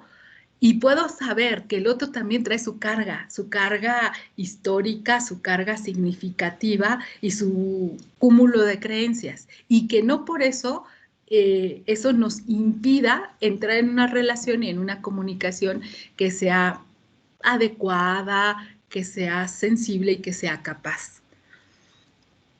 Preguntas, dudas, comentarios.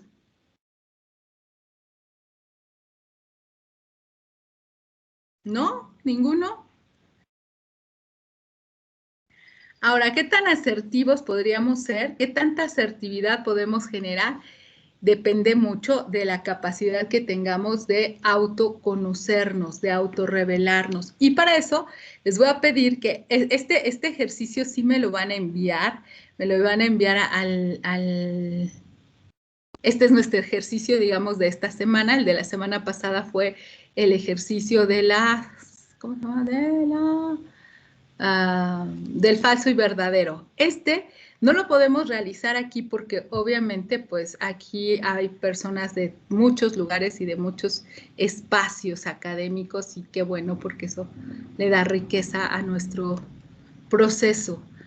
Pero lo van a tener que hacer ustedes con los de su trabajo, con los de su familia. Es un ejercicio que tiene que ver con la autorrevelación, que es lo que hemos hecho hasta el día de hoy. A partir de mañana empezamos con el trabajo del método de asertividad y el método de asertividad en la escucha, en la recepción activa. Pero me gustaría que realizaran, en un segundo, ya lo perdí. En un segundo. Aquí está. Aquí está. El trabajo que van a ustedes ahora, les voy a comentar que van a realizar, va a clausurar esta parte que tiene que ver con la autorrevelación, con la forma en la que ustedes se conocen, con la forma en la que ustedes desarrollan su proceso. Aquí estoy. Entonces, la autorrevelación es el proceso por el cual, pues, nosotros descubrimos quiénes somos. Es un trabajo continuo, no es un trabajo de hoy nada más. Y, pues, nos comunica intencionalmente una información. ¿Me puede regalar nuevamente su correo electrónico, por favor? Sí, claro que sí. Lo coloco en el, ¿cómo se llama? En el chat. Un segundito para que, si tienen alguna Gracias. duda.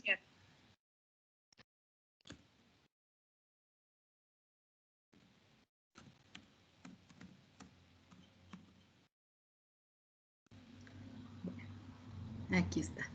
Entonces, ahí vamos. Entonces, es un proceso, les decía, donde esta información personal y privada se revela a nosotros mismos. Somos conscientes de lo que estamos descubriendo, pero a veces esos descubrimientos somos nosotros los últimos en conocerlos. Ya todo el mundo sabía que eras una gritona, que eras una controladora, Ana Laura, que eras una... ¿qué sería? Una nerviosa, pero yo no lo sabía, ¿no? A veces ese es el problema, que para los demás es muy claro y para mí no. Entonces, yo tengo que descubrir quién soy yo. Los factores que determinan este proceso son el número de personas que me escuchan, por ejemplo, el tema, la calidad de la autorrevelación, el sexo de la persona que se revela y la relación que tiene con las personas que se escuchan. Evidentemente, la revelación o la autorrevelación tiene que ver con las relaciones que nosotros tenemos. Nosotros somos muchas cosas, pero somos en relación con los demás. Entonces, yo me conozco en la medida en que entro en relación con los otros.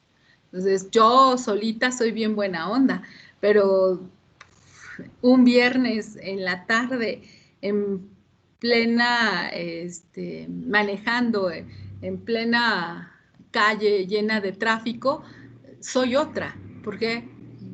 Por el número de personas, por la relación, por la situación en la que estoy moviéndome. Entonces, los otros siempre son parte de nuestra autorrevelación.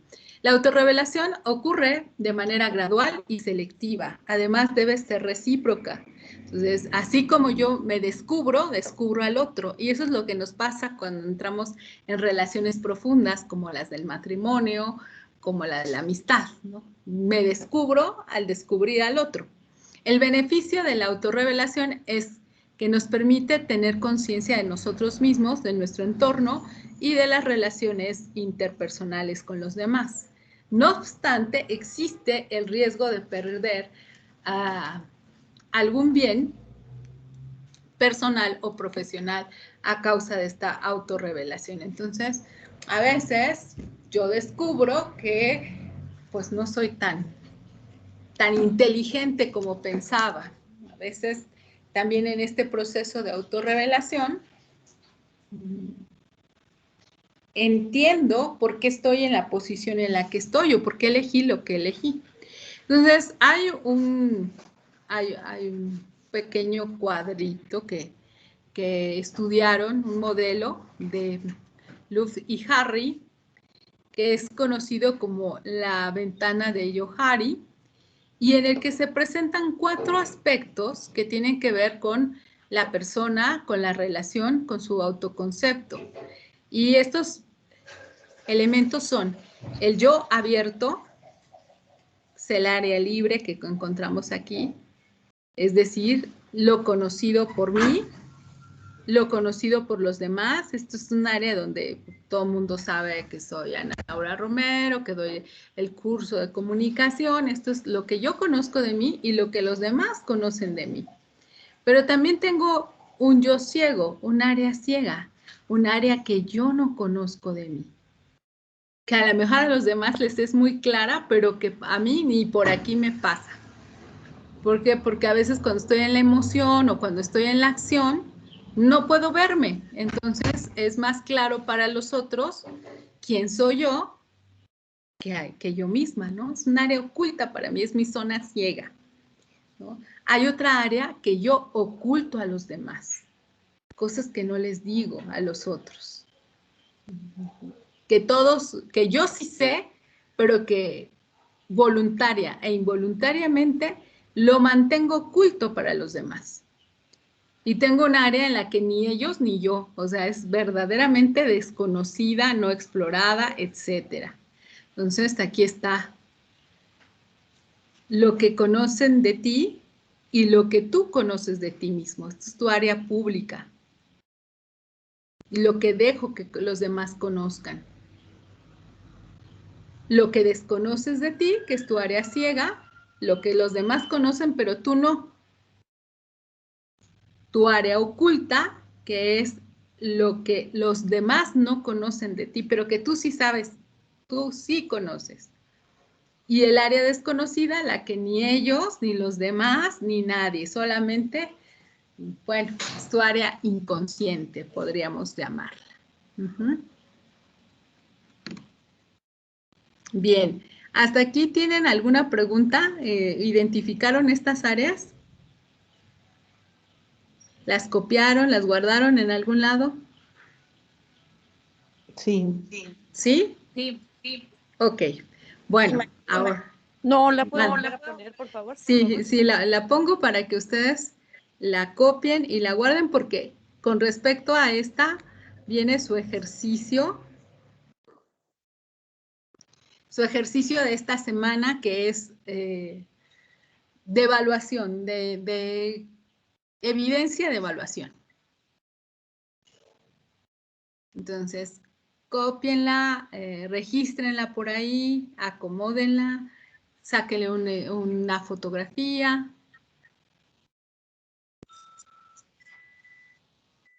Ay, no puede ser.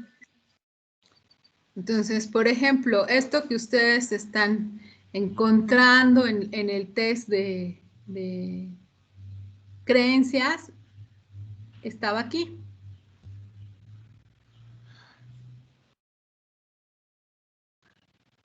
Y lo que queremos hacer es pasarlo por lo menos aquí, al área que tú conoces.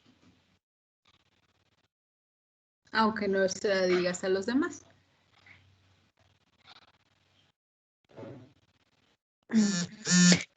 Perdón, Ana Laura, mis creencias, no te acuerdo, a mi test de creencias, yo me estaba moviendo en el área oculta.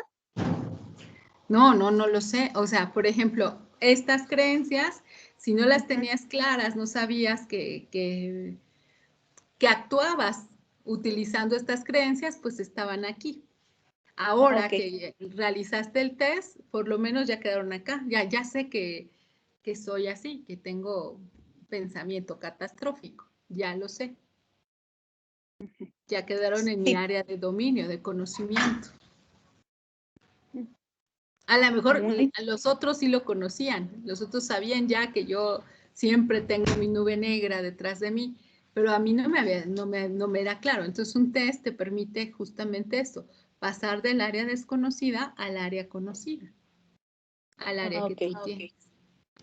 Sí, muchísimas gracias. De nada, de nada.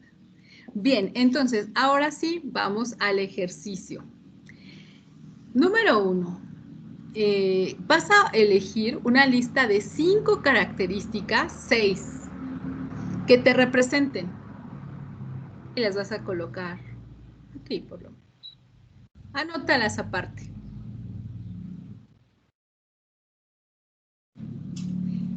Y voy a pedirte incluso que hagas 10 características que te representen.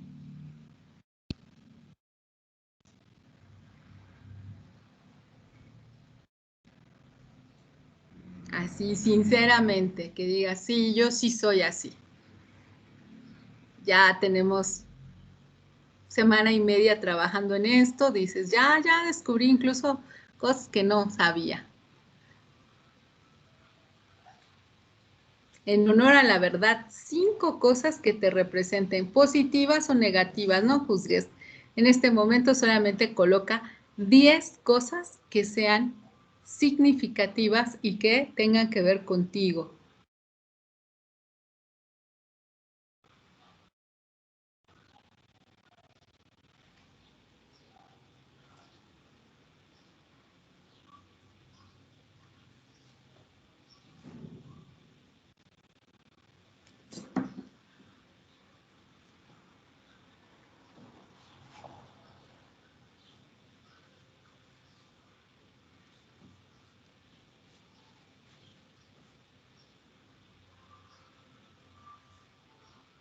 ¿Ya tienen sus 10 cosas que los representan? Listo, dice Sonia. No van a llenar el cuadrante con lo que consideren. No, porque acuérdense que hay zonas que ustedes no ven, pero vamos a tratar de dar luz a todo este cuadrante. Y el primer cuadrante es, quiero tus 10 cosas que te representen.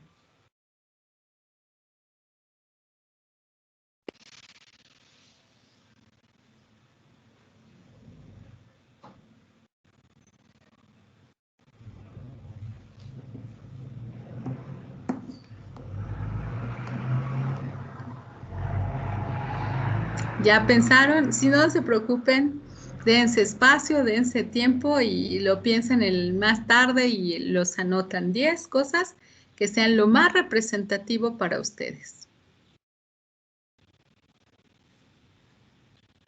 10 palabras.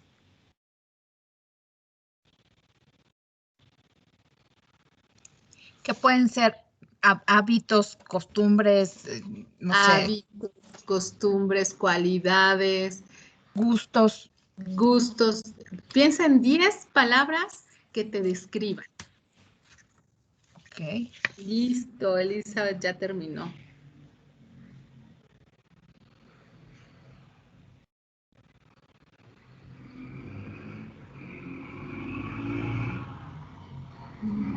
Vamos a darle un minuto para que los demás lo piensen.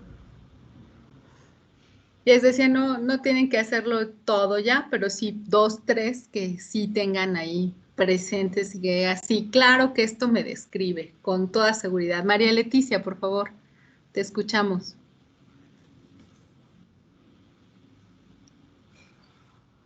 Tenía levantada la mano María Leticia, ¿no quiere hablar?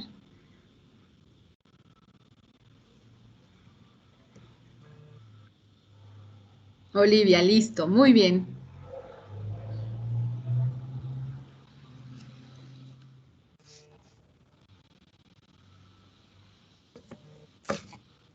Listo.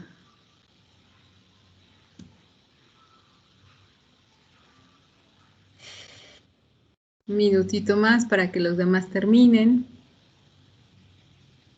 o tengan algunas.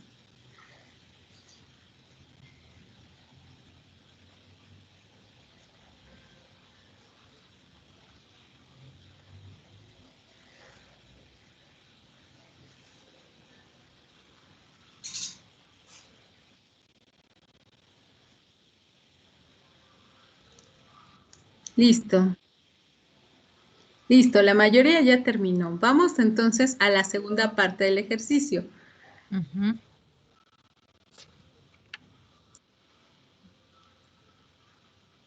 Le vas a pedir a 5 o a 6 personas que te describan o te definan con 10 palabras.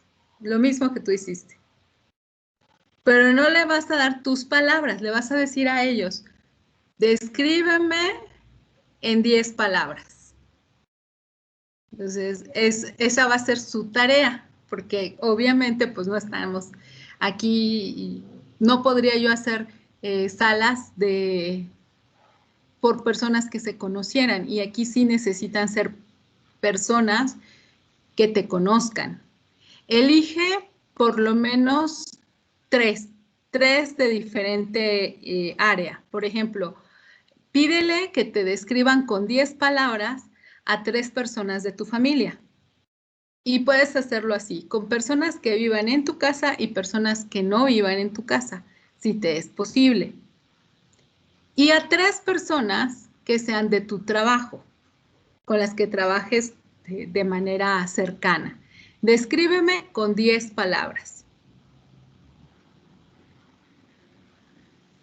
Esa va a ser la tarea de esta semana y les voy a dar de aquí hasta el lunes para que tengan tiempo de preguntarle a los que les rodean, ¿no? Para que no sea así de mañana ya tengo que subir mi tarea. No, no, no, no. Tómenlo con calma, busquen el mejor momento para que las personas tengan esta disponibilidad de describirlos con 10 personas. Sonia ya hasta nos puso sus palabras. Honesta, alegre, trabajadora, libre, amable, educada, puntual, deportista, confiada y buena amiga. Muy bien. Ahora viene la parte interesante. Leticia, no sé si quiere hablar, tiene la mano levantada. ¿No? María Luisa. No, pero a ver, es que me perdí. 10 palabras que me describan 3 personas de mi familia. Y 3 de tu trabajo. 3 amigos. Y 3 del trabajo. Y 3 de la familia. Yo le pregunté a mis amigas. Exactamente lo mismo. Descríbeme en 10 palabras. Si hace menos, no te preocupes. Trabajo, o sea, si hace menos de 10 palabras, no te preocupes, ¿no? El asunto es que te diga cómo te está observando el otro, cómo te está viendo. Y lo siguiente es, aquí viene tu análisis. Yo les voy a publicar esto en la tarea para que si alguien se pierde, pues entonces regrese a la tarea y en el archivo va a encontrar el ejercicio completo. Con esas 10 palabras, con eso vas a tener un total de 60 palabras que te describen. Vas a clasificar como públicas aquellas palabras, aquellas coincidencias que hayas tenido entre la lista que tú hiciste, la primera lista de 10, y las que coincidan con tus informantes. Por ejemplo, Sonia nos dijo, yo soy trabajadora. Entonces vas a buscar si entre las 6 personas que entrevistaste hubo quien dijo que eras trabajadora, entonces esa palabra está en tu área pública. Es algo que conoces tú y que conocen los demás. Pero también vas a encontrar ahí palabras que tú no señalaste, que no pusiste, pero que los demás sí pusieron. Y entonces esas van a entrar en tu zona ciega. Eso que los demás conocen de ti y que tú ni cuenta te habías dado. Y vas a agrupar como ocultas las características que tú has enumerado, pero que los demás no han reconocido. Entonces, yo puse ahí, por ejemplo, que era confiada. Y de mis 6 informantes, ninguno puso que yo fuera confiada. Entonces, es un rasgo que yo conozco, pero que los demás desconocen.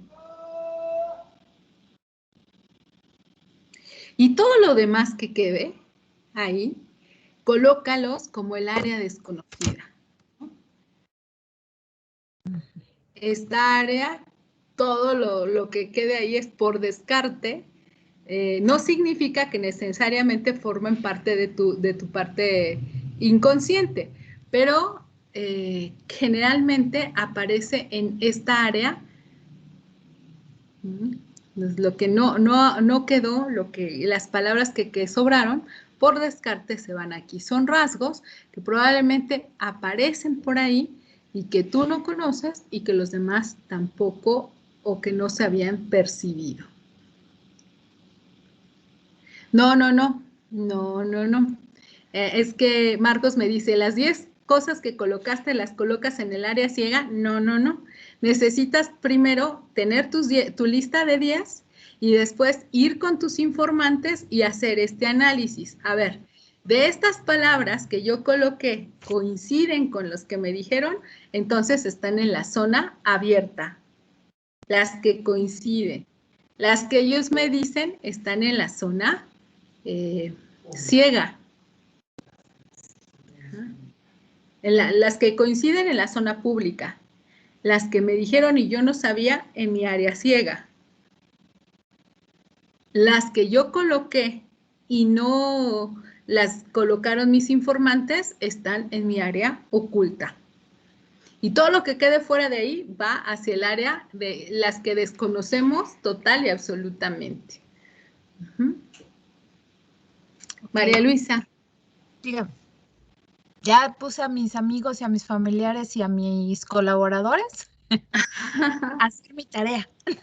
No, muy bueno, bien, muy bien. Entonces, les voy a dar toda esta semana para hacer esta tarea, porque como es trabajo de campo, hay que ir a buscar a los informantes y encontrarlos en el mejor momento para poder hacer esta encuesta de ustedes. Ahora es importante decirles que es probable que no utilicen las mismas palabras, pero que puedan parecerse o ser semejantes. A lo mejor no puso solidaria, pero puso ayuda a los demás. Entonces eso entra en la misma categoría. Por eso requiere un trabajo de interpretación. No solamente voy a recopilar la información o los datos que ellos me den, sino también lo voy a pasar por el filtro de la interpretación y digo, ajá, eso quiere decir solidaria. Entonces entran dentro de la zona de coincidencia. ¿Dudas, preguntas sobre su trabajo de esta semana?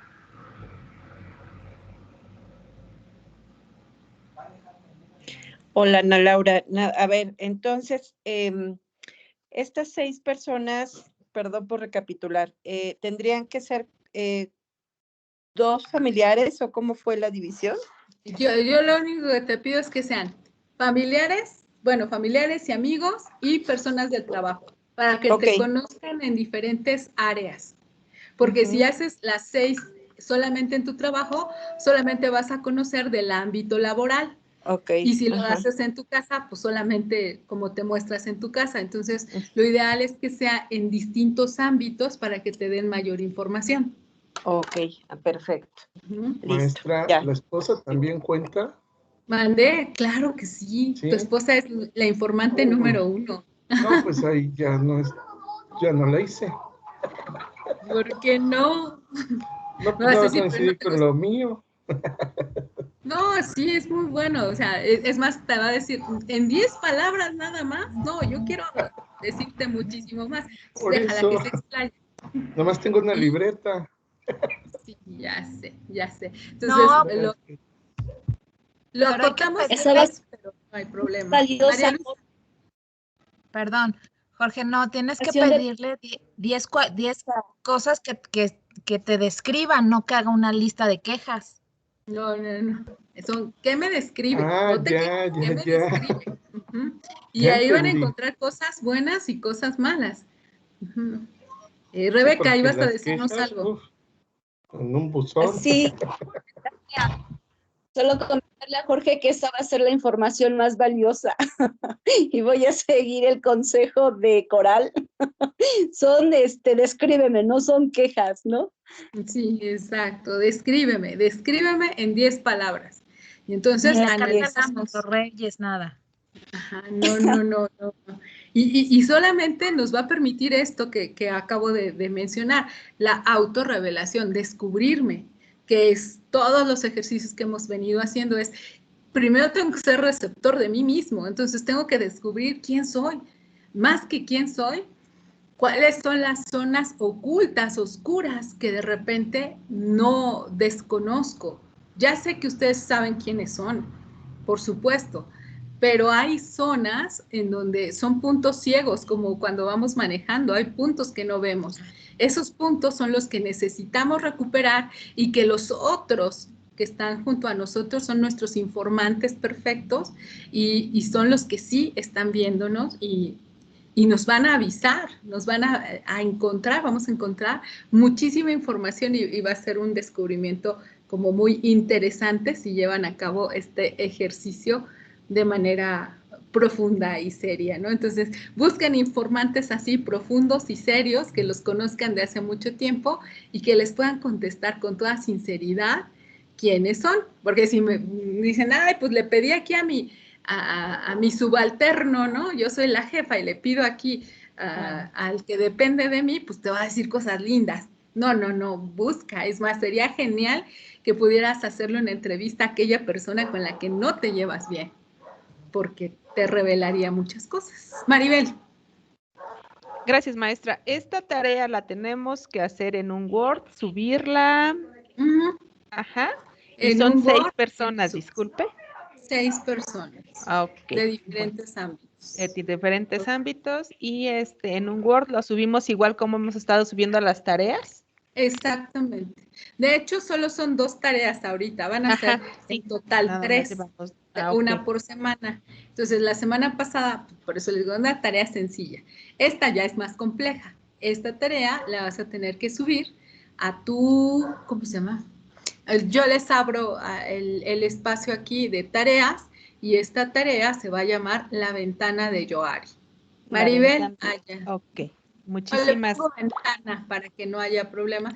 Es el ejercicio de la ventana y ahí van a subir ustedes sus entrevistas. Les voy a dar hasta el próximo lunes para subir para hacer sus entrevistas, para que pensando en que tienen el fin de semana y a lo mejor quieren entrevistar a alguien especial que solo van a ver en sábado o domingo, pues entonces tienes oportunidad de hacerlo hasta el día lunes. ¿Y tenemos que ponerlo de cada uno, maestra? O, por ejemplo, si se asemeja uno de otro, con uno que pongamos es más que suficiente. Sí, claro, por supuesto. Okay, entonces, bueno. más que yo tener tu ejercicio, quiero la interpretación de tu ejercicio. Es decir, cuáles sí coinciden, cuáles solamente dices tú que eres la confiable, pero nadie más lo reconoce. Y no estoy diciendo que no lo seas, sino estoy diciendo que está en esa zona de lo que tú conoces, pero que no le has dado oportunidad al otro de conocer de ti. Muchas gracias. Bueno, y para mañana, este sí es ejercicio de mañana, necesito una de 2, más bien, que tomen un estambre y que hagan una red. Es importante que sea con sus propias manos, una red, como ustedes quieran, como ustedes puedan. Si no la quieren hacer con estambre, con algún otro material, etcétera, pero quiero que hagan una red, ¿no? Como quieran hacerla, haciendo nudos, etcétera. Espero que la podamos utilizar mañana, espero que sí, pero si no, la vamos a utilizar el jueves. Una red, importante que sea hecha con tus manitas, nada más. Esa, pues obviamente no es evaluable, lo evaluable sí es la ventana, el ejercicio de la ventana. Si no, bueno, no sé, aquí hay quienes dicen, perfecto, gracias. ¿De qué medida la red? Lo suficiente para guardar algunos mensajes, ¿no? Pequeñas palabras que tú vas a guardar en esa red. Entonces, frases o palabras, como una bolsita, digámoslo. Pero me gusta la idea de que sea una red y ya van a ver por qué. Maestra, yo tengo una duda. De acuerdo a la tarea de la semana pasada, yo no la subí. Sí hicimos el ejercicio, pero no la subí. No sabía que se tenía que subir. No te preocupes, la dejo abierta y tú la puedes subir en cualquier momento. Ah, ok. En esa solamente se tenía que subir la hoja donde respondimos. Exactamente. Nada más. Ajá. Ok, gracias. Para checar su participación, su asistencia y que estamos trabajando en este módulo del diplomado. Y con eso pues tengo mis evidencias de trabajo. Ok, gracias. Ok. Pues si no hubiera ninguna duda, pregunta o comentario, podemos cerrar aquí nuestra clase de hoy. Jorge. Maestra, las actividades se están guardando en Teams, ¿es correcto? En el apartado de tareas es donde le doy a enviar y con eso se entrega. Exactamente. Ajá. Gracias. Pero si alguien tiene problemas, porque el Teams ya sé que luego da unas latas, lo pueden enviar a mi correo, ya les he enviado al correo electrónico y también pues se los cuento ahí, no hay ningún problema. Maestra, ¿va a subir el video también? ¿El video? ¿Quieren el video que les pasé el día de hoy? Mantenga presente lo que compartieron los compañeros en relación a lo que es una emoción. Ahí podemos encontrar siempre, todas las clases están siendo grabadas y las pueden encontrar ahí sin ningún problema. Pero si quieren el video, sin problema, se los comparto. Se los comparto les comparto la liga en el, ¿cómo se llama? En el Teams para que no haya ningún problema. Bueno, pues si no ven comentario, nos vemos la siguiente semana, mañana a las 4 de la tarde con su red, hagan sus entrevistas y descubran a ver dónde están y qué dicen los demás de ustedes. Esa es la idea principal de este ejercicio. Que tengan una excelente tarde. Les pongo el video.